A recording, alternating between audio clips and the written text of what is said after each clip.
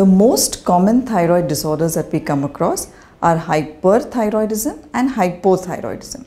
Hyperthyroidism का मतलब ये होता है कि शरीर में ज़्यादा थायराइड हार्मोन्स रहते हैं, so there is an excess level of hormones. The typical presentation of this is the heart beat goes fast, people start losing weight, थोड़ा नर्वसनेस होने लगता है, bowel movements can be altered, there are menstrual abnormalities, difficulty sleeping.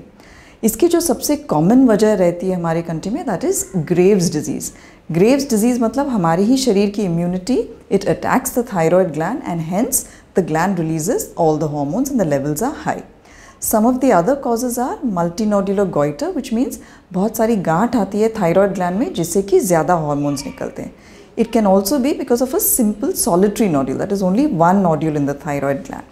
Now the good news is an overactive thyroid can be very easily treated. सिर्फ दवाइयाँ देके उसको control किया जा सकता है.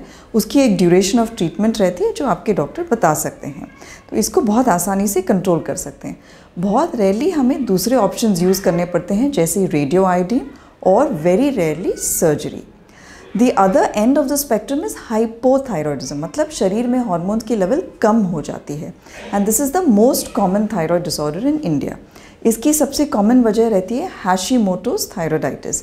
इसमें वापस हमारी ही इम्यून सिस्टम थायराइड ग्लैंड को अटैक करती है और लेवल्स कम हो जाते हैं. Hypothyroidism presents mainly with weight gain, constipation, muscle pain, fatigue, low mood, difficulty concentrating. तो थोड़े non-specific symptoms रहते हैं which can be difficult to recognize. Now, women get hypothyroidism much more commonly compared to men, 5 to 8 times more common. It is also seen in those above the age of 60, मतलब older citizens में भी दिखते हैं.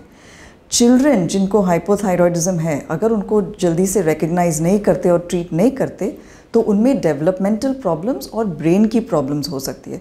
तो it is very important to recognise and treat this promptly.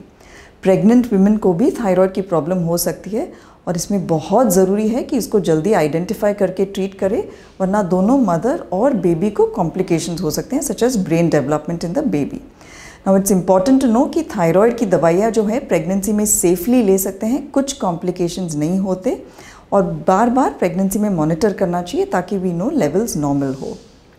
एक और चीज़ है कि थायराइड की जब दवाई लेते हैं तो हमेशा खाली पेट लेके एटलीस्ट 30 से 45 मिनट तक कुछ खाना पीना नहीं चाहिए ताकि दवाई बराबर से अब्जॉर्ब हो.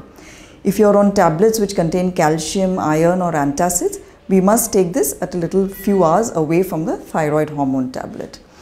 And finally, to summarize, there is also something called thyroid nodules, जहाँ पे छोटी गांठ होती है थायराइड में, लेकिन उसको यूजुअली ऑब्जर्व करते हैं. टिपिकली ये नॉन कैंसरस ही रहते हैं.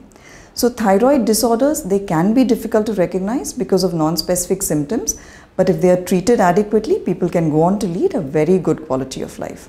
Thank you so much.